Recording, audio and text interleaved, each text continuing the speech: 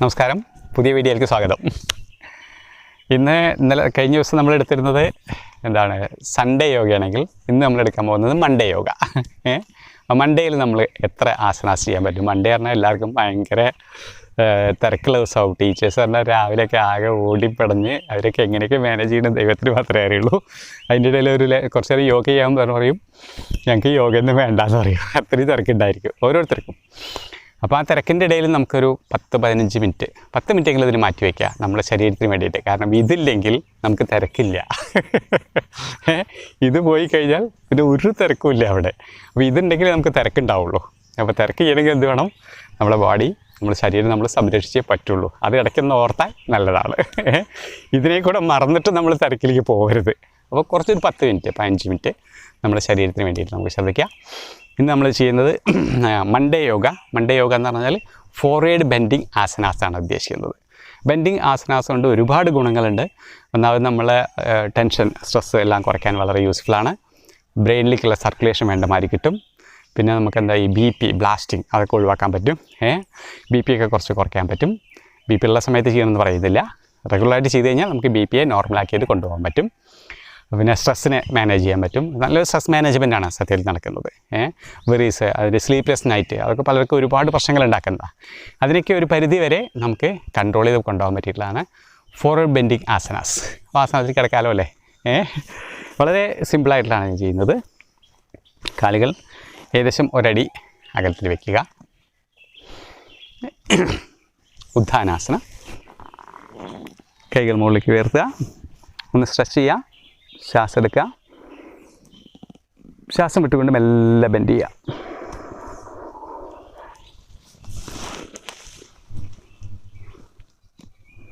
Free ആയിട്ട് കിടക്കുക. കഴുത്തൊക്കെ free ആയിരിക്കട്ടെ. തല ഫ്രീ ആയിരിക്കട്ടെ.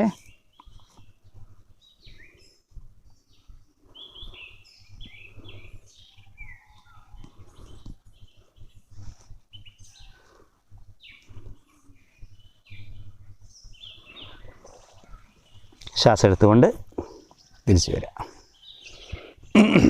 ഒരു ഉദ്ധാനാസനം ചെയ്യുമ്പോഴേക്ക് തന്നെ നമ്മളുടെ ബ്രെയിന് വളരെ ഫ്രീ ആയിട്ടുണ്ടാവും. കാരണം തൂങ്ങി നിൽക്കലാണ്, നമ്മൾ ഹാങ് ചെയ്യുകയാണ് ചെയ്യുന്നത്. ഹാങ് ചെയ്യുമ്പോൾ പ്രാണനെ ഫ്ലോ വളരെ കറക്റ്റായിട്ട് നടക്കും. ബ്രെയിനിൽ ശരിക്കും പറഞ്ഞാൽ ഒരു വാഷിങ് നടക്കും, ഒരു ക്ലീനിങ് നടക്കും. അപ്പോൾ ഹെയർ ലൂസിങ് ഒഴിവാക്കാൻ പറ്റും, ഗ്രേ ഹെയർ ഒഴിവാക്കാൻ പറ്റും. നമ്മളുടെ ഏജിനെ കുറച്ച് പോസ്റ്റ്പോൺ ചെയ്യാൻ പറ്റും അല്ലേ? ഓൾഡ് ഏജ് കുറച്ച് പോസ്റ്റ്പോൺ ചെയ്യാൻ പറ്റും. കുറേ കാര്യങ്ങളുള്ളതാണ് ഉദ്ധാനാസന. പിന്നെ നമുക്ക് ബെൻഡിങ് ആസനാസനെ ചെയ്യാം. കാലുകൾ കുറച്ച് ചേർത്ത് വയ്ക്കുക. കൈകൾ സ്ട്രെച്ച് ചെയ്യുക. ബദ്ധാങ്കുലിയാസനാണ്. ശ്വാസം എടുക്കുക. ശ്വാസം വിട്ടുകൊണ്ട് മെല്ലെ ബെൻഡ് ചെയ്യുക. ബോഡി സ്ട്രെച്ച് ചെയ്യണം, ബെൻഡ് ചെയ്യണം, സ്ട്രെച്ച് ചെയ്യണം, ബെൻഡ് ചെയ്യണം. ബെൻഡ് ചെയ്ത് നമ്മൾ തമ്പും ഇൻഡെക്സ് ഫിംഗറും മിഡിൽ ഫിംഗറും ഉപയോഗിച്ച് കാലിൻ്റെ പെരുവിരലിനെ പിടിക്കുക. ഈ സമയം വയറെല്ലാം വളരെ ഫ്രീ ആയിട്ട് വയ്ക്കണം. കൈകളെല്ലാം ഫ്രീ ആയിരിക്കണം. ബ്രെയിനെല്ലാം ഫ്രീ ആയിരിക്കണം. കഴുത്ത് ഫ്രീ ആയിരിക്കണം. ശ്വാസം എടുക്കുന്നത് ശ്വാസം വിടുന്നത് ശ്രദ്ധിക്കുക.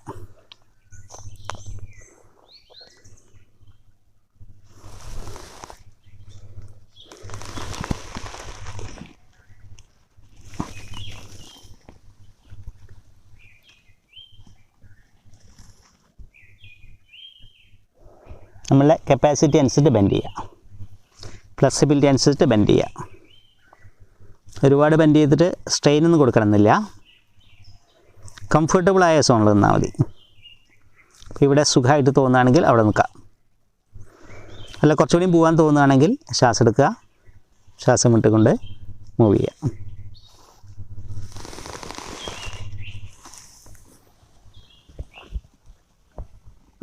ശ്വാസം എടുത്തുകൊണ്ട്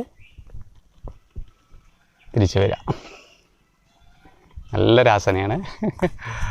ചെയ്ത് കഴിയുമ്പോൾ തന്നെ എന്തോ ഒരു ആനന്ദം തോന്നുന്നു. അല്ലെ? സുഖമായിട്ടുള്ള ആനന്ദം ലഭിക്കുന്ന എപ്പോഴാച്ചാൽ കുറച്ച് നേരം ആസനത്തിൽ നിൽക്കുന്ന സമയത്താണ്. കുറച്ച് നേരം അതേ ആസനം നിൽക്കാൻ കഴിയുകയാണെങ്കിൽ കുറച്ചും കൂടെ നമുക്ക് ആനന്ദം ലഭിക്കാൻ കഴിയും. ഓക്കെ, ഇനി അടുത്ത് ചെയ്യുന്നത് എല്ലാവർക്കും വളരെ പരിചയമുള്ള ആസനമാണെന്ന് ഞാൻ വിചാരിക്കുന്നു. അധോമുഖ ശ്വാനാസനം. അത് നല്ലൊരു ഫോർവേഡ് ബെൻഡിങ് ആസനമാണ്. അത് ഒരു ഡേറ്റ് വയ്ക്കുക, ഒരു തിങ്കളാഴ്ച എന്തായാലും ഇത് ചെയ്തേ ഇരിക്കുമെന്ന് ഒരു തീരുമാനം എടുക്കുക, ഒരു ദൃഢനിശ്ചയം എടുക്കുക. അപ്പോൾ നമ്മൾ ഫ്രീ ആയി ഒരാഴ്ചയിൽ ഒരു ദിവസം നമ്മൾ മൈൻഡെല്ലാം വളരെ ഫ്രീ ആയിട്ട് നമുക്ക് എടുക്കാൻ പറ്റും. ഓക്കെ, അധോമുഖ ശ്വാനാസന. കാലുകൾ കൈകളുടെ അതേ ലെവലിൽ നീട്ടി വയ്ക്കുക. ഈ മെഷർമെൻറ്റ് കറക്റ്റ് ആവണം, അതാണ് പ്രധാനം. അതിൽ 2 കൈൻ്റെയും അതേ ലെവലിൽ കാലുകൾ നീട്ടി വയ്ക്കുക. ഇനി ശ്വാസം എടുക്കുക, ശ്വാസം വിട്ടുകൊണ്ട് ബാക്ക് ലിഫ്റ്റ് ചെയ്യുക. ഇവിടെ ഏറ്റവും പ്രധാനം ബാക്ക് ലിഫ്റ്റിംഗ് തുടങ്ങിക്കഴിഞ്ഞാൽ കൈകളോ കാലുകളോ ചേഞ്ച് ചെയ്യരുത്, അതിൻ്റെ പൊസിഷൻ ചേഞ്ച് ആവരുത്. മാക്സിമം ലിഫ്റ്റ് ചെയ്യണം. ലിഫ്റ്റ് ചെയ്ത് സാവകാശം ഹീൽ നിലത്ത് വയ്ക്കുക, ഉപ്പൂറ്റി നിലത്ത് വയ്ക്കുക. ഫ്രീ ആയിട്ട് നിൽക്കുക. കഴുത്ത് ഫ്രീ ആവണം, തല ഫ്രീ ആവണം.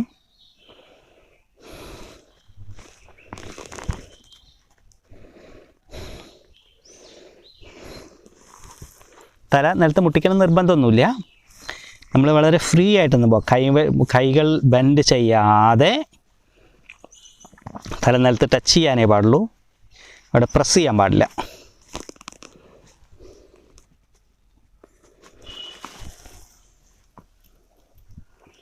ഒരു പുഞ്ചിരിയോട് കൂടെ തിരിച്ചു വരിക. അപ്പോൾ ബ്രെയിനിലെ സെല്ലുകളൊക്കെ പറയുന്നുണ്ട് ഹൈ വളരെ സുഖമായി എന്ന്.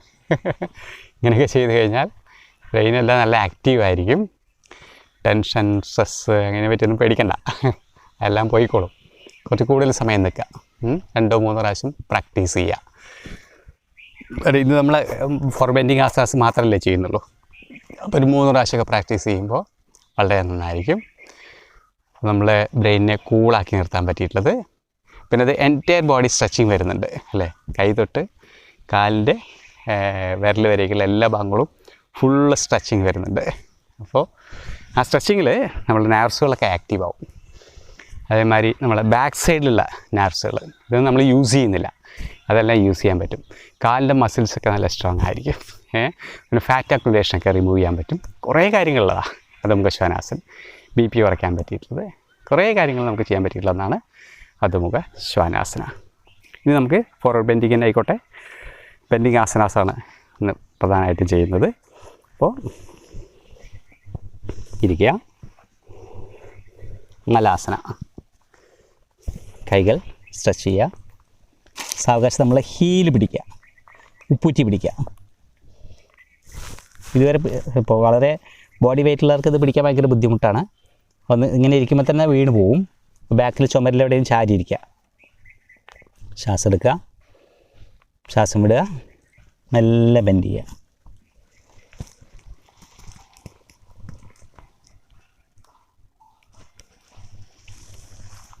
തലനിലത്ത് മുട്ടിക്കണം എന്നൊന്നുമില്ല, നമുക്ക് പറ്റുമെങ്കിൽ മുട്ടിക്കാം, അല്ലെങ്കിൽ നമുക്ക് എത്രയാണോ ചെയ്യാൻ പറ്റുക അത്ര ചെയ്യുക. വളരെ കുടവയറൊക്കെ ഉള്ള ആൾക്കാരാണെങ്കിൽ മുട്ടിക്കാനൊക്കെ ബുദ്ധിമുട്ടാണ്, ഇവ ഒന്ന് ബൾജ് ചെയ്ത് നിൽക്കും അല്ലേ. പക്ഷേ ഇത് റെഗുലറായി ചെയ്ത് കഴിഞ്ഞാൽ നമുക്ക് ഫാറ്റി ലിവറൊക്കെ ഒഴിവാക്കാനും കുടവയർ ഒഴിവാക്കാനൊക്കെ പറ്റും. റെഗുലറായിട്ട് പ്രാക്ടീസ് ചെയ്യുക. അതൊക്കെ ഒരിക്കൽ വന്നു കഴിഞ്ഞാൽ പോകാൻ ഭയങ്കര പാടാണ്, വിചാരിച്ച മാതിരിയല്ല. അതന്നെ that may leads to many disease അല്ലേ. അപ്പോൾ അതൊക്കെ ഒഴിവാക്കുന്നതാണ് ഏറ്റവും നല്ലത്. അപ്പോൾ ഫോർവേഡ് ബെൻഡിങ് ആസനാസിൻ്റെ കുറേ ഗുണങ്ങളുണ്ട്. ഓക്കെ, പിന്നെ ചെയ്യാൻ പറ്റിയ നല്ലൊരു ഫോർവേഡ് ബെൻഡിങ് ആസനമാണ് പശ്ചിമോത്താനാസന.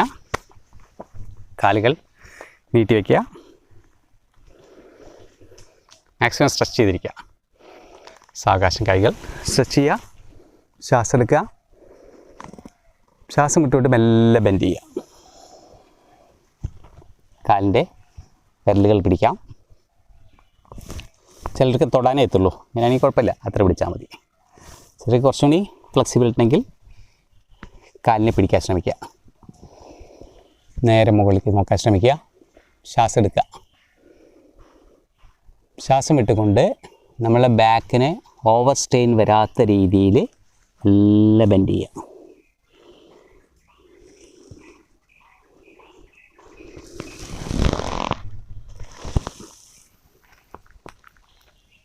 ഇതിലെപ്പോഴും ശ്രദ്ധിക്കേണ്ടത് ഓവർ ബാക്ക് പെയിനൊക്കെ ഉള്ള ആൾക്കാർ ഒരുപാട് സ്ട്രെയിൻ ചെയ്യരുത്, നല്ലതല്ല.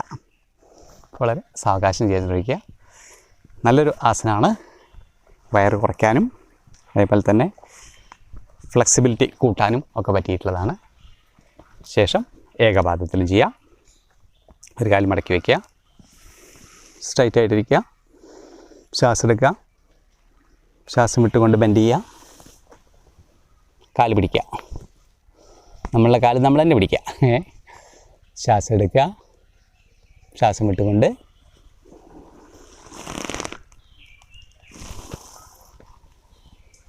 നെറ്റി കാലിൽ ടച്ച് ചെയ്യാൻ ശ്രമിക്കുക. ഓപ്പോസിറ്റ് സൈഡിൽ ഇടത്തെ കാല് ബെൻഡ് ചെയ്യുക, വലത്തെ കാല് സ്ട്രെച്ച് ചെയ്യുക. ബോഡി വലത്തെ കാലിൻ്റെ ഭാഗത്തേക്ക് തന്നെ ഫേസ് ചെയ്യുന്ന രീതിയിൽ വയ്ക്കുക. ശ്വാസം എടുക്കുക, ശ്വാസം വിട്ടുകൊണ്ട് മെല്ലെ ബെൻഡ് ചെയ്യുക, കാല് പിടിക്കുക, നേരെ മുകളിലേക്ക് നോക്കുക. ശ്വാസം എടുക്കുക, ശ്വാസം വിട്ടുകൊണ്ട്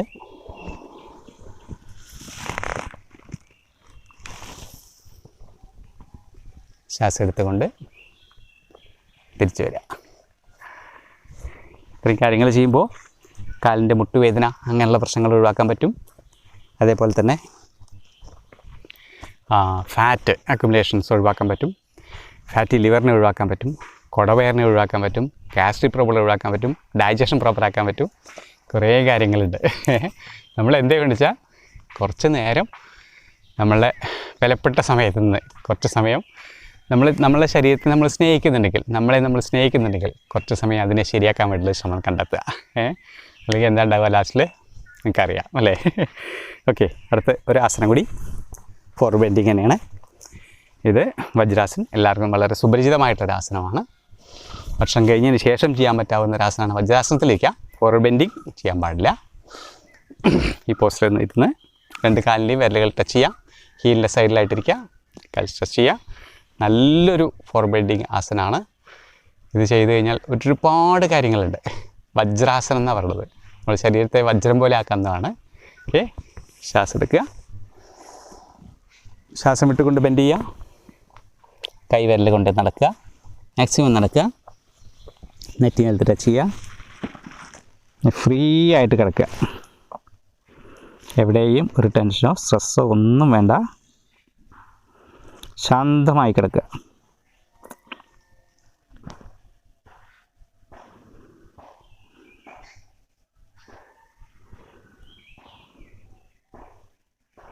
ശശാങ്കാസൻ.